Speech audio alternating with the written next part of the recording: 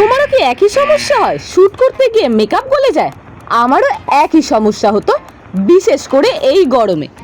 গরমে আমার স্কিন খুব তাড়াতাড়ি অয়েলি হয়ে যায়। কিন্তু এখন থেকে গার্নিয়ার নিয়ে এসেছে একটি নতুন moisturiser, Garnier fresh and bright. এটি নিউলি লঞ্চ হয়েছে 3টি আলাদা ভার্সানে, যেন প্রত্যেকের ত্বকের জন্য পারফেক্ট।